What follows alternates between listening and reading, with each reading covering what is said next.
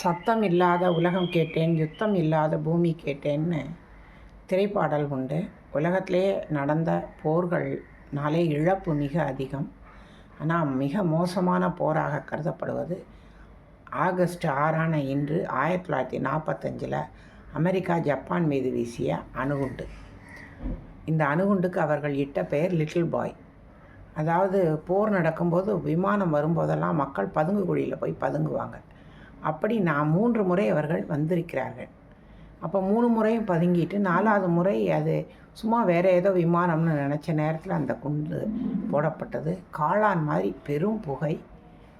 ஒரு 140 லட்சம் பேர் இறந்து போயிட்டாங்க. மிக கொடுமையான ஒரு போர். அதாவது அப்படியே சிதைந்து இறந்து போயிட்டாங்க. ரொம்ப தூரம் அந்த பரப்பளவுக்கு அந்த பாதிப்பு இருந்தது. அதையும் தாண்டி இருக்கிற இடத்துலலாம் காதெல்லாம் ஒழுகி, கையெல்லாம் ஊனமாகி, கருவில் இருந்த குழந்தைகள்லாம் சிதைந்து மிக மோசமான விளைவை சந்தித்தது ஜப்பான். அது கூட முதல் அணுகுண்டு. அதனுடைய விளைவு என்னன்னு தெரியாது. அது தெரிந்த பிறகும் 9ஆம் தேதி நாகசாகியில் அமெரிக்கா குண்டு வீசியது மன்னிக்க முடியாத தவறு. மனித வரலாறில் நடந்த மிக தெரிந்தே செய்த மிக கேவலமான ஒரு போர்.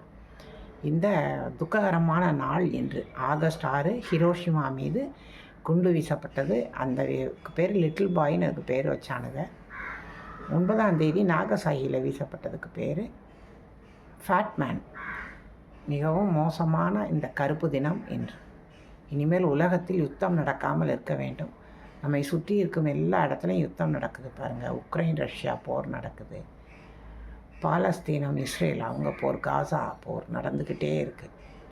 இதுக்கெல்லாம் ஒரு நல்ல முடிவு மனிதர்கள் ஒருவரை ஒருவர் நேசிப்பது தான். வெள்ளை மனிதன் வேர்வையும் கருப்பு மனிதன் கண்ணீரும் உப்பும் நீரும் கடலிலே ஒன்று சேரும் உலகிலேன்னு பாட்டு இருக்குது.